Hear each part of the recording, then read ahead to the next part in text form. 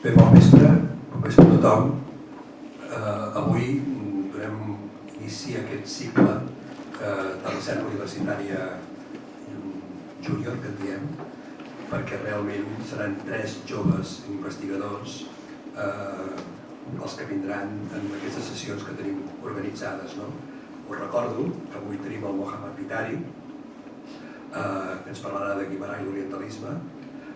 Després ens traslladarem al mes de juny, el 4 de juny, que tindrem Rodoreda i el teatre a càrrec de Xavier Serrat, i després l'11 de juny, també un dimecres, la Clàudia Serra al teatre de Josep Maria Benet i Jarnet.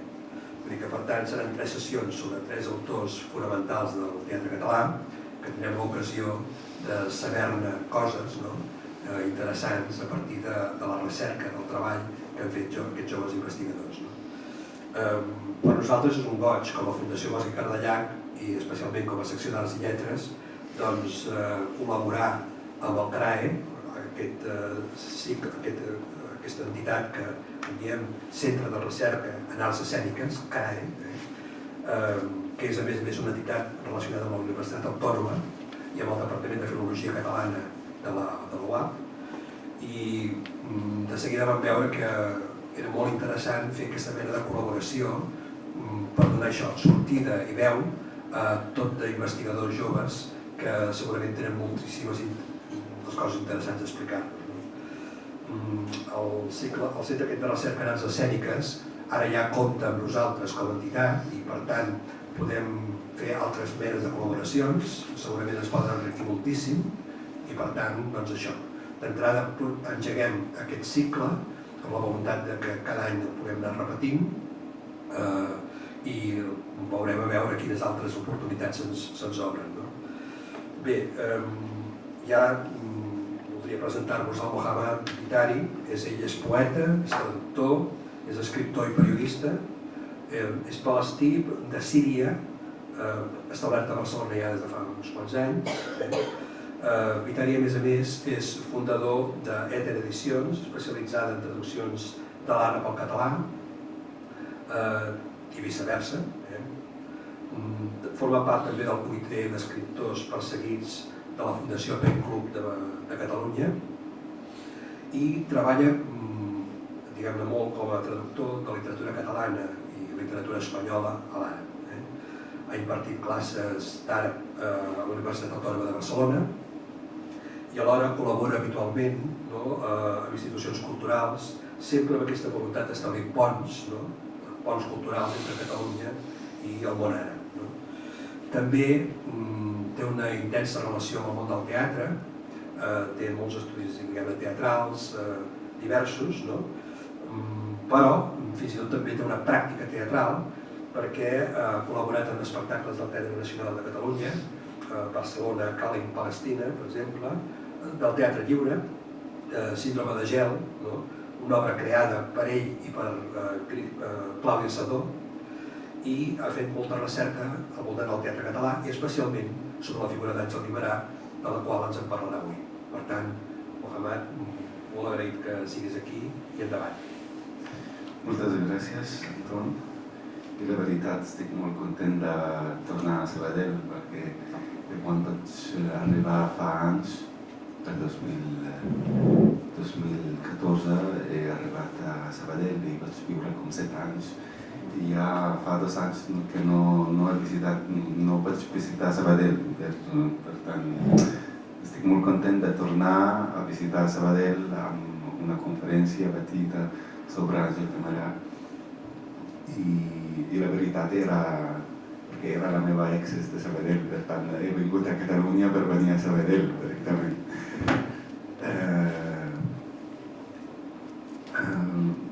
Jo la veritat fa anys investigo en el teatre àrab i investigava sobre el tema dels dialectes dins del teatre àrab i vaig estudiar direcció i dramatúrgia a l'Institut del Teatre de Damasc i quan he arribat aquí he fet la tercera carrera perquè ja quan he arribat en filologia hispànica ve de la Universitat de Damasc. I quan vaig fer la tercera carrera aquí, estudis en llengües semítiques, també vaig continuar investigant dins del teatre àrab, però després de la pandèmia, a la inauguració del grec del 2021, vam presentar una obra, es diu Carrer Robadors, el carrer conegut de Barcelona. És una novel·la d'un novel·lista francès, es diu Mathias Senard, el guanyador del Goncourt francès de la novel·la. Però Julio Manrique, el director del llibre actualment, va fer una adaptació d'aquesta novel·la i van inaugurar el grec del 2021 amb aquesta adaptació. Per tant, em vaig donar compte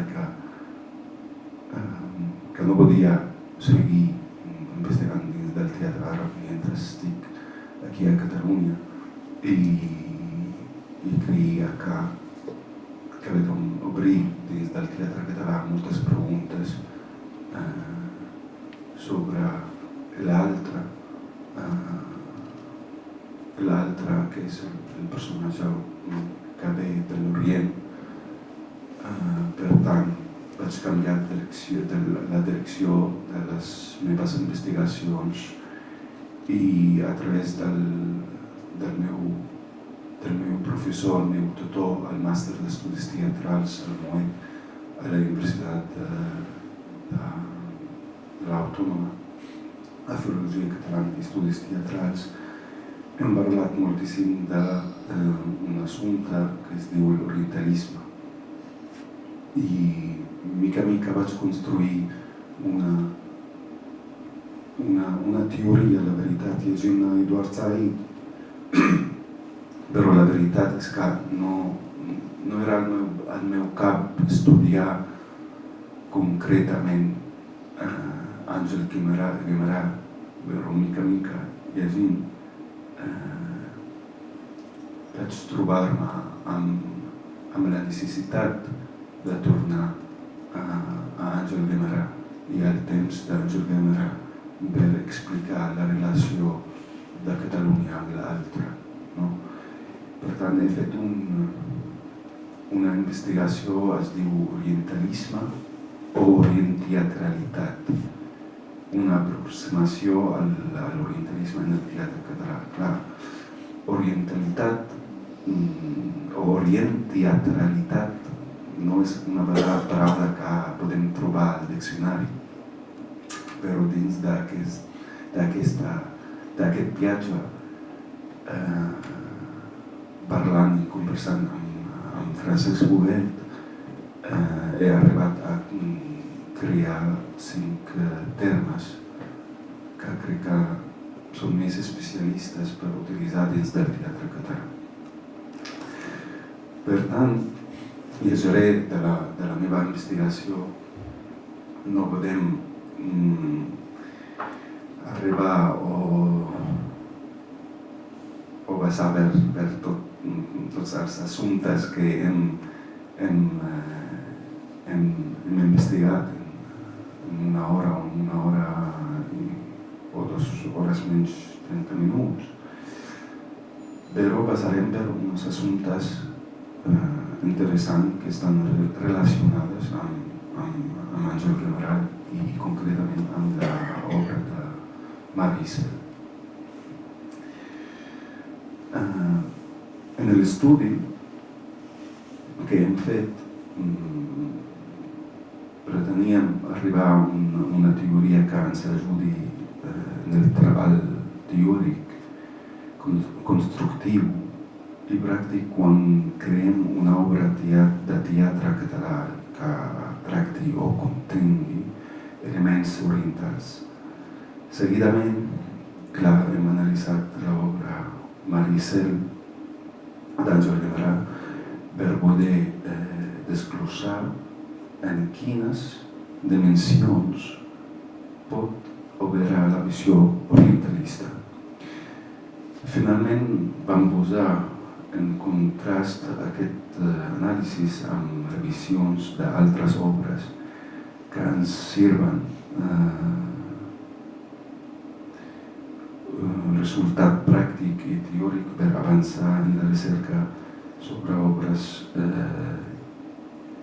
en d'arts teatrals presents. Les obres que també hem analitzat una mica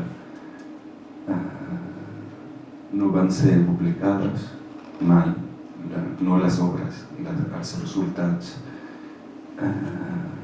potser dins anys, perquè es tracta de directors a Catalunya i dramaturgs que treballen actualment, per tant, potser la crítica molt forta, però no és una crítica, sinó per mi és una feina. Per tant, sempre he començat les meves investigacions amb una frase que es diu de Zohar Brahim. Zohar és un intel·lectual palestí nascut el 1920 i va morir el 1994, i diu: el crític, si està mancat d'amor, estarà mancat de comprensió. Per tant, sempre començo les meves investigacions des d'aquest punt. I em fa por publicar algunes coses perquè pot ser que parlar amb la gent, amb els directors i dramaturgs catalans de cara és millor que publicar. Per entrar l'any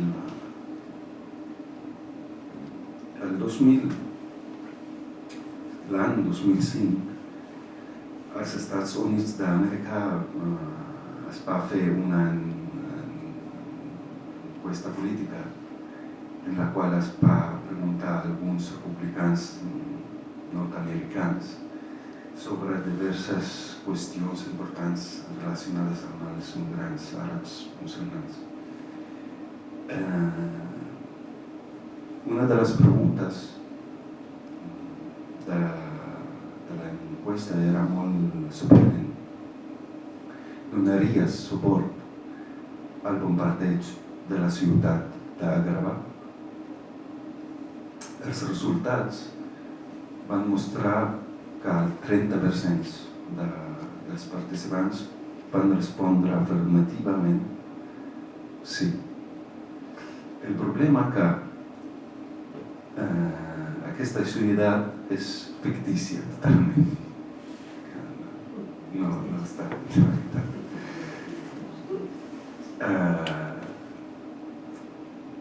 Aquesta ciutat és el lloc on transcurre la història d'Aladdin, de les Mil i una nit.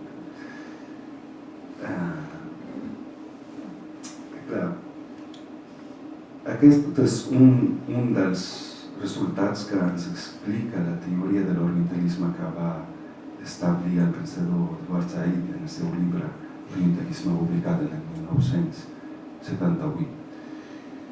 No obstant això, l'orientalisme, des del punt de vista lingüístic i terminològic, existia abans de Said.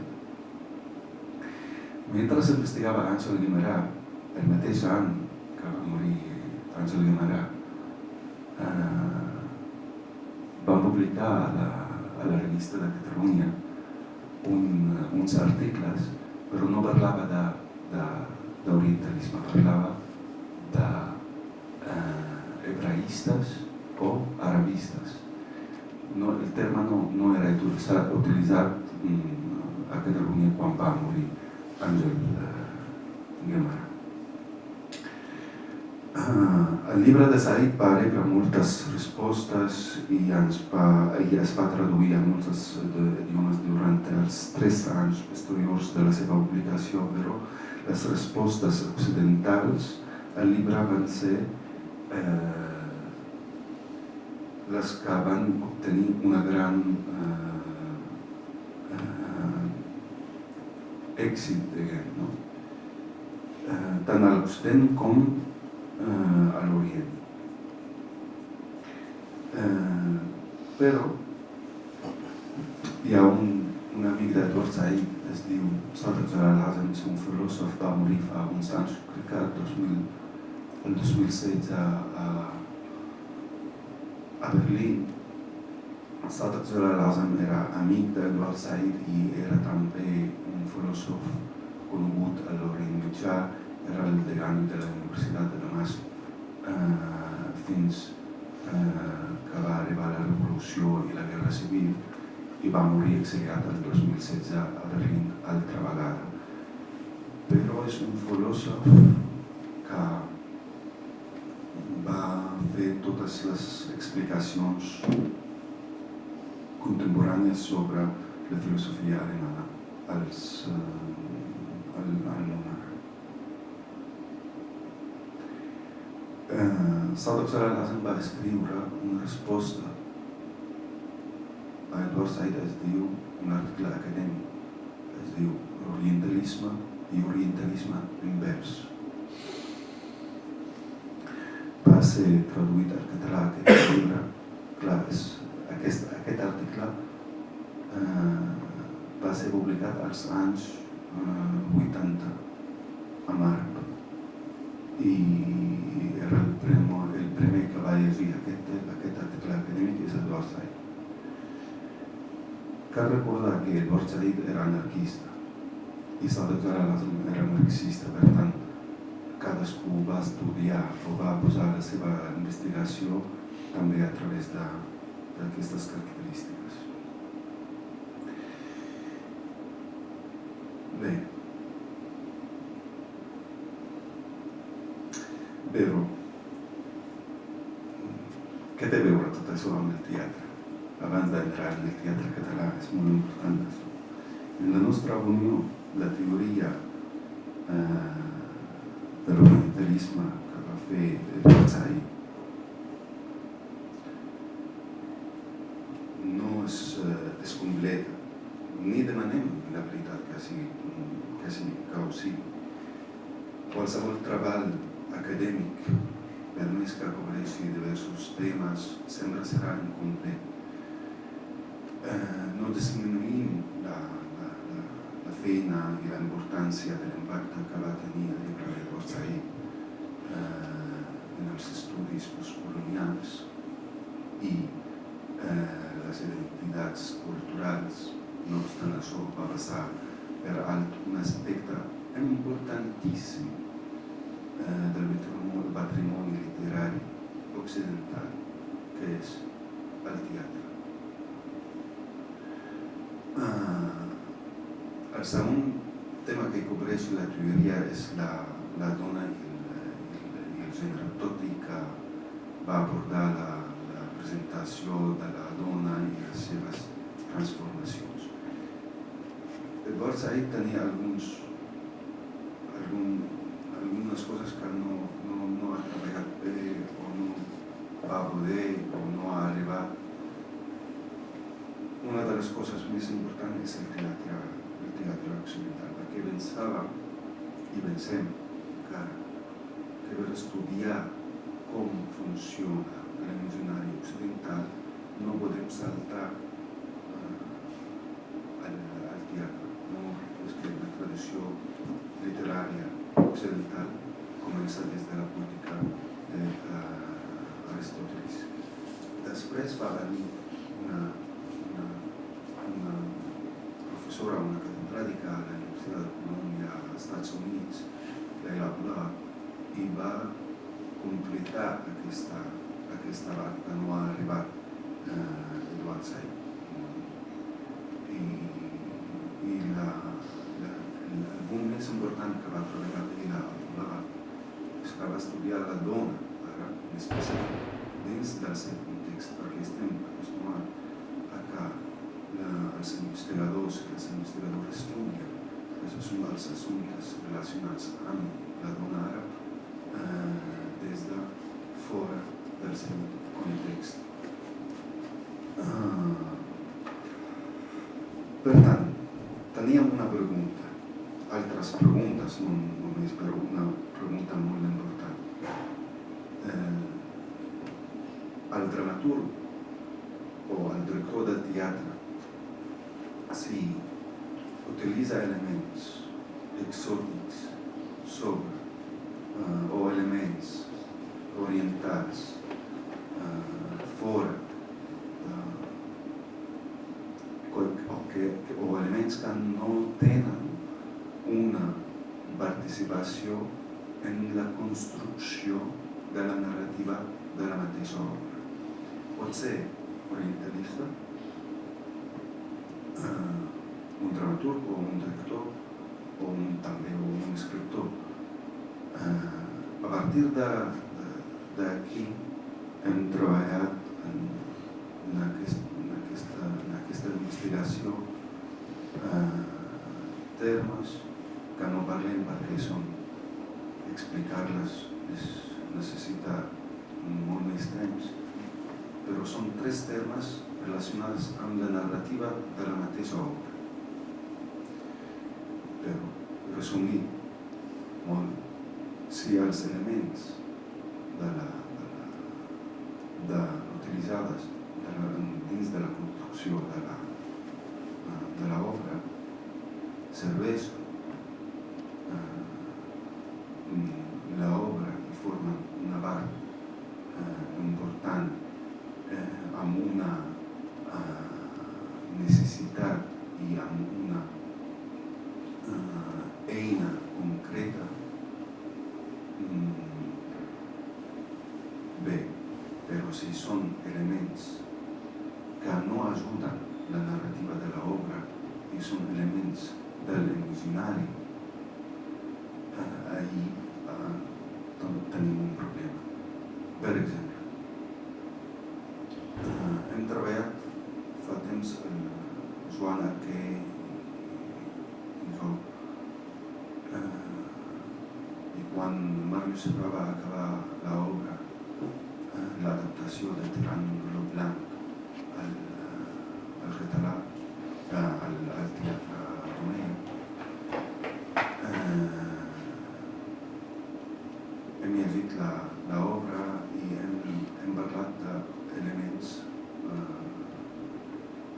orientals que s'utilitzen dins de l'adaptació, no de la novel·la, no dins de la novel·la. Per tant, veiem que Màrius Serra ha anat a agafar explicacions per fer l'adaptació des dels diccionaris francesos, sense investigar, sense tenir un accés, perquè no demanem també del dramaturg o el director que tingui un accés directe a referències. I això juga un paper molt important, perquè com podem dir orientalista, un dramaturg o un director, el mateix director o dramaturg no té accés directe a les llengües orientals. Per tant, ve aquí la importància de treballar amb dramaturgista. Dramaturgista és un terme que fa 3 anys, com recordo, a l'Institut del Teatre, comencem a parlar, a conversar de la figura de dramaturgista dins del teatre català. I a tota Catalunya hi ha només 3 dramaturgistes que tenim i són actius. I un dels 3 sou jo. Perquè el dramaturgista ja té una especialitat en temes on pot facilitar una explicació i documentació i referències al director i al dramaturg. No demanem del director o del dramaturg que sigui especialista en tot. Inclús no pot ser, un dramaturg no pot que tingui, per exemple, una informació sobre tots els temes que vol escriure.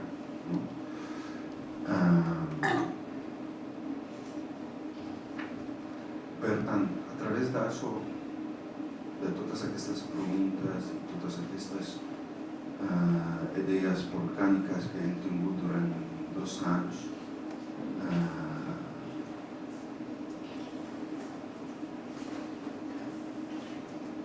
hem dit, pues, l'orientalisme, hem tingut altra pregunta.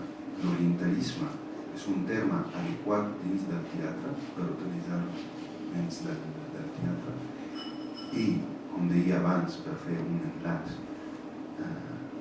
segons la narrativa i els elements que utilitzem dins de l'obra pot ser o orient teatralització o orient dramatització, i vam crear aquests dos termes per diferenciar, i cada terme té unes característiques.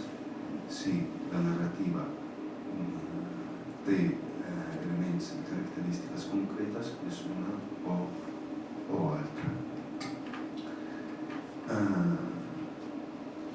M'agradaria dir també, abans d'entrar en Guimarà, i vaig resumir moltíssim, perquè si no, no arribem, que l'orientalisme com terme no existia pràcticament abans de l'any 80, abans del llibre d'Eduard Said. Però en cada llengua, si són orientals i europeus o si són occidentals, les llengües indoeuropees o orientals, van explicar l'orientalisme a la seva manera, segons els prefijos o sufijos que té la paraula. Però el cas de la península és molt interessant, perquè Eduard Said i molts investigadors van escriure sobre l'escola de traductors de Toledo i diuen que l'orientalisme va començar dins de la península ibèrica. Perquè hem de diferenciar entre dos tipus d'orientalisme, l'orientalisme antic i l'orientalisme nou.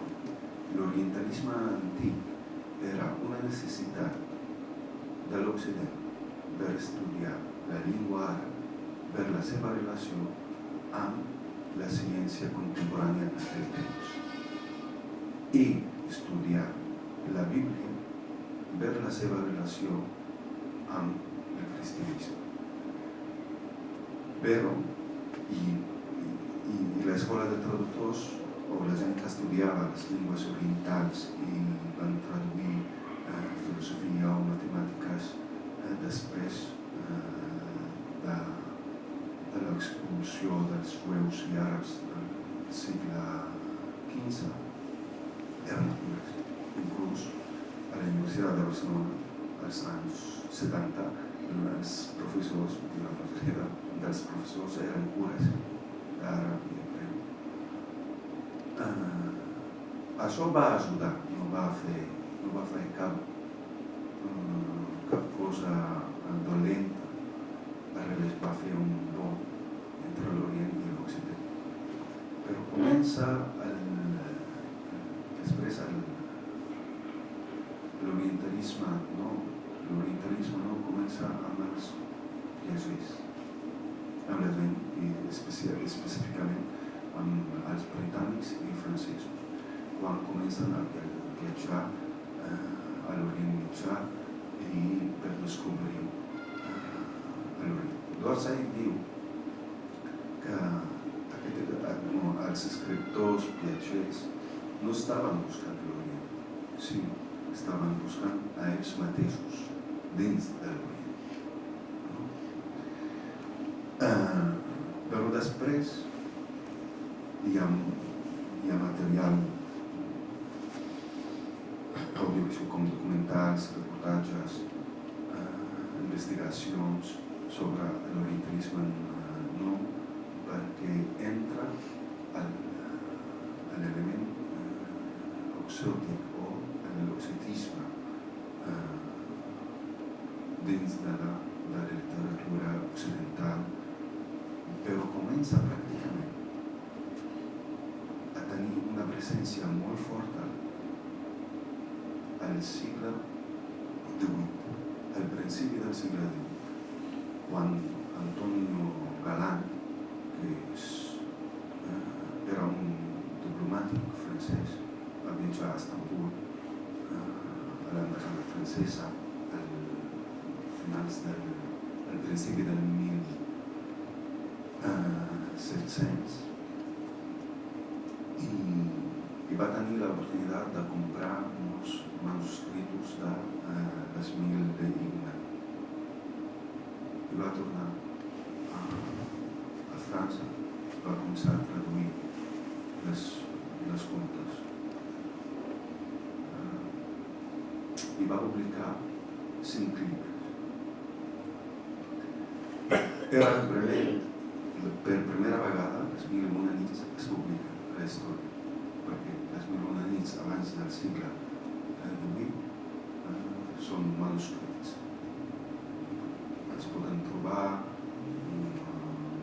amb LPTs, amb gent científica a l'Orient Mitjà o a biblioteques, però no a Bíblia. Quan ja acaba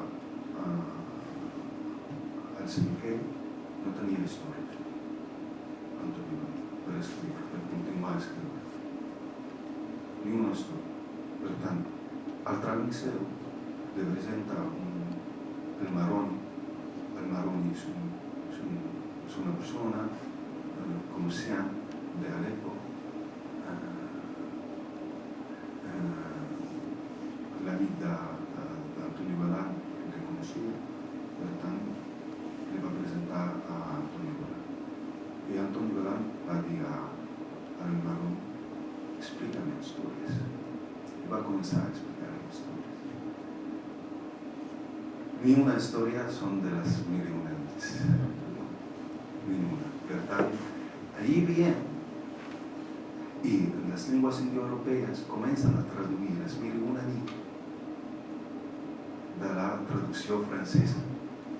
I això és una cosa que cal dir, que és una cosa que estic molt content, perquè la nostra professora, la gran traductora catalana Margarita Castells, va publicar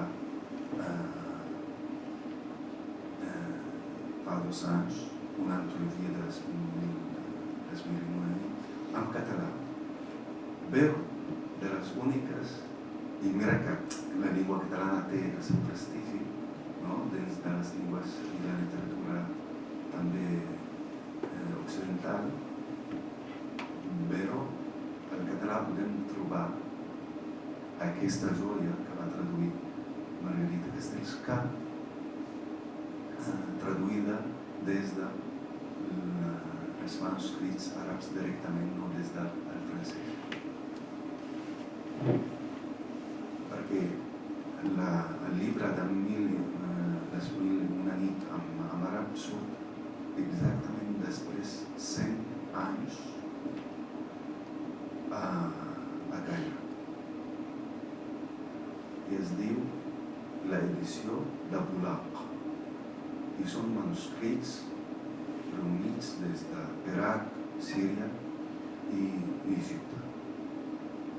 Per tant, tenim la sort a la llengua catalana de tenir un accés directament traduït des de Bulaq.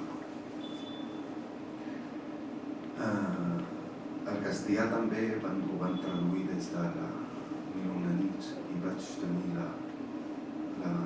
l'oportunitat de veure edicions al segle XIX que van traduir des del francès, perquè el nostre estudi era molt important per nosaltres començar amb les Mil i una nits, perquè és el començament de l'orientalisme. Més, la importància del personatge masculí als manuscrits àrabs pràcticament no tenia un paper important. personatges masculins comença amb l'imaginari d'Antonio Galan, quan Antonio Galan va escriure les històries. Més també basat per la literatura àrab i la literatura oriental. És un personatge amb molta força perquè té el poder de controlar un rei a través de la seva paraula, a través de la narració, que va salvar el que queda de dones al rei, explicant històries al rei cada dia. A les històries d'Antonio Galan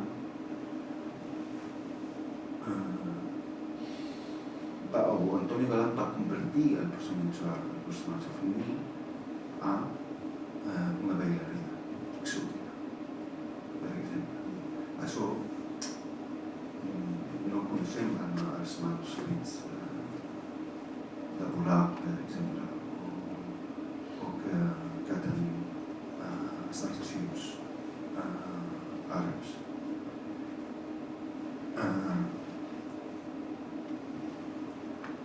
Això és un paisatge així ràpid sobre l'orientalisme i on comença l'orientalisme nou.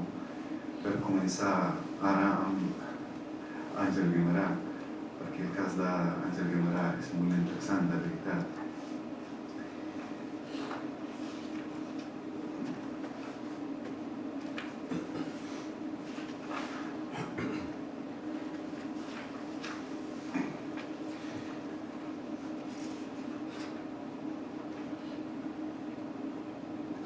Vam començar a investigar també Maricel i el seu context i entrem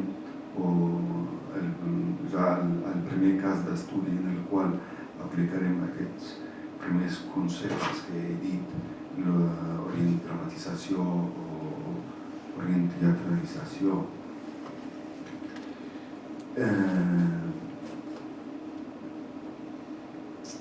Àngel Guimerà estrena Maricel el 7 de febrer de l'any 1888 al Teatre Romea a Barcelona. Rebeca comentava en una carta a Eduard Todà a l'any 1885 que la tragèdia, és el que estaves dient abans que comencem, que la tragèdia ja estava llista aleshores. Això ho hem agafat de Bacardí, 2007, pàgina 8, juntament amb el fil del rei. El context de l'escriptura i estrena de Maricel s'inclou en el romanticisme.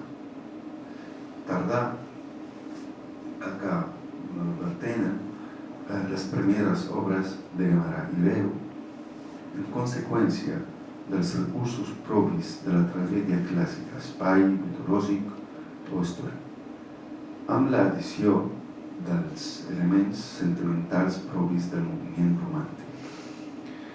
L'ambientació de l'obra a la primera meitat del segle XVII és un context d'enfrontament històric.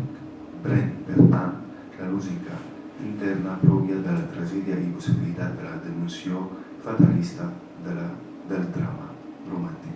Jo l'entorn abans de començar a parlar d'això perquè el musical d'Àngel Guimerà, el musical va afectar aquestes característiques de l'obra, la tragèdia. En aquest sentit, se'n presenten necessàriament dos contextos històrics a comentar breument. El context contemporani de Guimerà com a tal i el context històric sobre el qual projecta la seva tragèdia. Guimerà escriu Maricel no tants anys després de la campanya del general Prima al Marroc, el 1859, que va contribuir a la presentació del Magreb i particularment dels homes, en els termes que exposa Torres Delgado 2015. Anteriorment, i a través sobretot d'artistes plàstics i escriptors com Flaubert, Nerval i altres, en el cas de l'Orient. Alfred de Musset o Professor Mermet, en el cas de l'orientalització d'Espanya, francesos o artistes catalans com Fortuny, que va acompanyar a Prim en la campanya del Marroc. I tal com hem decidit al segon capítol de l'orientalisme, l'Orient es defineix com un espai eminentment, aquesta paraula sí que és difícil per mi, eminentment sensorial i caòtic. És a dir, és la projecció de tot allò que queda fora de l'ordre progrés industrial. Això una mica sobre el context que cal recordar quan llegim Angélique Guimerà, però ara m'agradaria entrar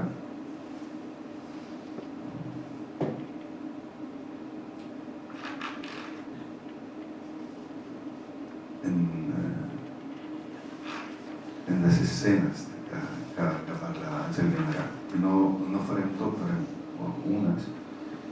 I aquest apartat es diu Impuls, construcció i defensa argumental de mar i cel. En primer lloc, resulta oportú d'observar l'espai en el qual es basa l'obra. Tota l'acció transcorre en un vaixell de corsaris algerians i així s'indica a l'aportació inicial una decorat que roman el mateix durant tot el drama. Hi ha l'aportació d'entrada, diu, cambra d'un vaixell de corsaris algerians. El bal major atravessa l'escena, al fons, a la dreta, la volta d'una camarón. Al fons, a l'esquerra, l'escala que condueix a la coberta. La ninsa, després de l'últim graó, ve entre les cordes, al cel, etc. Però, què ens proposa Guimerà aquí? Un espai limitat que només delata pirateria, però en el qual l'element oriental no té una presència. I aquí parlem també de decoració. És molt important perquè després d'Àngel Guimerà ja als anys 80 o 90, especialment amb la guerra de l'Iraq, amb el començament de la guerra de l'Iraq, comencem a veure obres que utilitzen elements orientals en la decoració que no tenen funció en l'obra i utilitzats d'una manera que no és correcta, com per exemple Serval, per exemple, ahir a l'Orient els homes tenen una forma de vestir i els homes especialment al camp, i les dones tenen una forma de vestir i cada forma té un significat. Per exemple, he vist en una obra, sense dir noms, el serwal és com un pantaló, però per als homes. Però he vist en una obra que el serwal l'han vestit, l'han donat a una dona. No tinc cap comentari si ho veig ara. No passa res contemporàniament amb el que pensem sobre el tema del gènere. Però parlar d'un context a la primera guerra del Golf, als anys 80, donant el serwal a una dona en una obra dins a Catalunya em deixa com sorprenent. pero en el qual l'element oriental no té una presència i una exactitud particular, sinó que es manté restringit allò que aporti l'acció i el relat expressat dels personatges. Camarà redueix la capacitat de l'obsetisme al mínim, amb un gran control sobre les narratives de l'imaginari desplegat. És un exemple, això. Perquè una cosa molt important que utilitza en el Mar i Cel és un conflicte en un vessel. És una relació d'igual a igual. No presenta inclús també la dona àrab com ni exòtica, ni dèbil, ni es canvia les seves característiques dins de l'obra, sinó pensa, creiem que Àngel Guimerà pensa des del xoc cultural. I estàvem parlant també abans d'una cosa molt important, i d'aquesta primera escena que davalés un dels punts claus de la nostra anàlisi, la narrativa de l'imaginari que Guimerà desplega no genera una narrativa epitelial.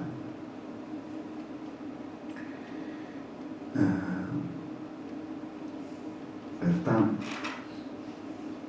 aquí juga un paper amb l'òptica cristiana, com dèiem. L'òptica cristiana es planteja per primer cop a l'escena 5, que quan després d'haver aparegut per primer cop Blanca, el personatge Blanca, la protagonista, i el seu pare Carles, a l'escena 3, dialoguen entre si.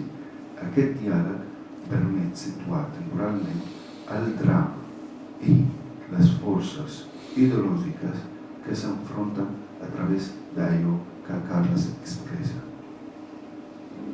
Si volem anar a l'escena 5, a l'acte 1, 2007, pàgines 52, trobem Carles està dient, i què es diga, que per ells Llàrigo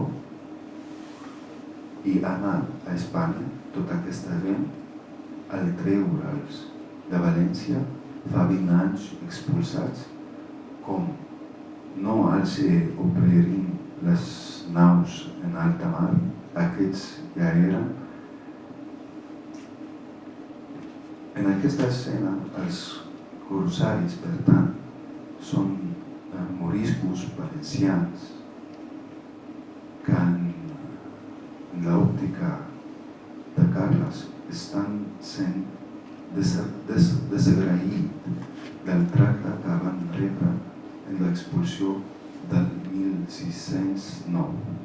Aquesta intervenció situa Carles com a representació del món cristià inicial, que veu el musulmà com a un bàrbar, un simple infidel. I això també en algun moment es tracta en Tram lo Blanc.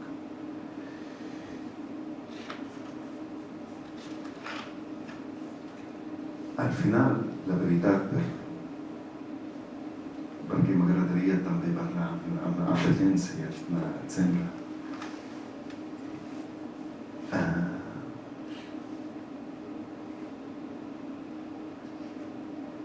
Creiem que Àngel Guimerà, a través dels personatges que va construir i el joc cultural que va utilitzar per explicar visions o coses diferents, un grup que representa l'Orient però no representa l'Orient, i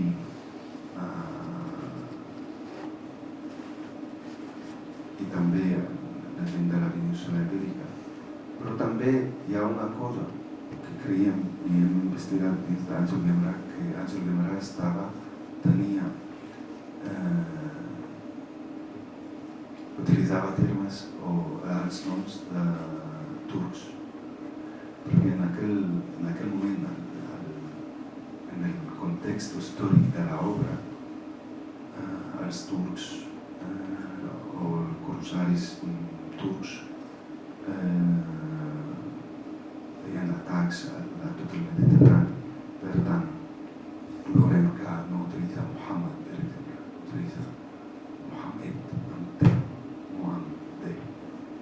I Mohamed amb T és la forma turca, o Hussein, i ell ho posa en forma també molt turca, de transcripció amb el turc. Per tant, no creiem que Àngel Guimerà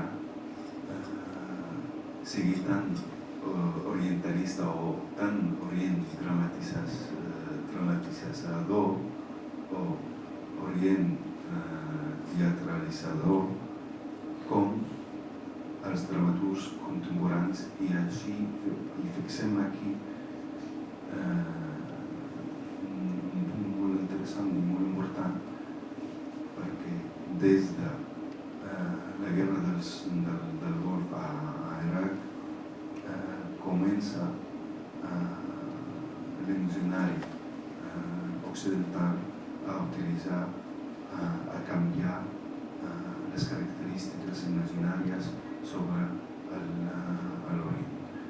I si tornem també a l'assumpte de la dona, per exemple, una vegada és la bailarina, és la forma clàssica, després és la violada, per exemple, que hem vist quan va sortir ISIS en Síria. I és el que hem tractat també amb Claudi Sidor, l'obra de Síndrome de Gel. Per tant,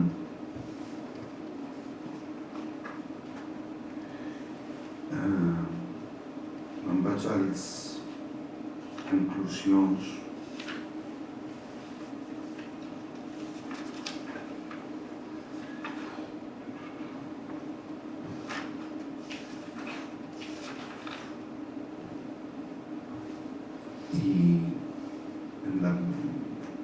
Els annexos on hem fet una proposta per la pràctica dramatúrgica, perquè creiem també que el cas d'Àngel Guimerà és un cas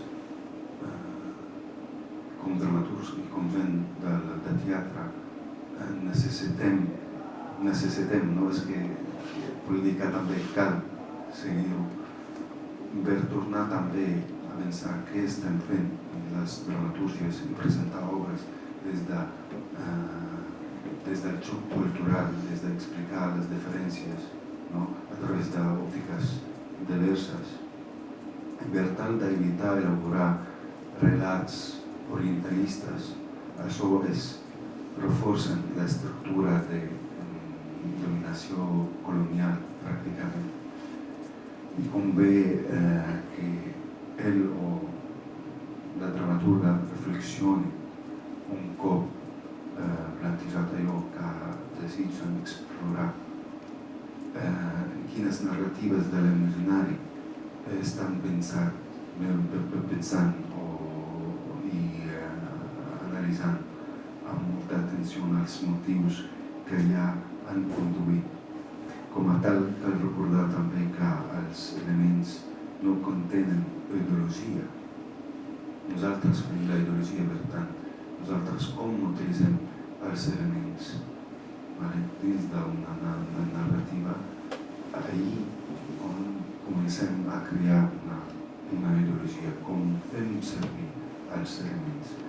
Per si mateixos, la ideologia es troba sempre en l'ordre del discurs, o sigui, en l'estructuració d'aquests elements.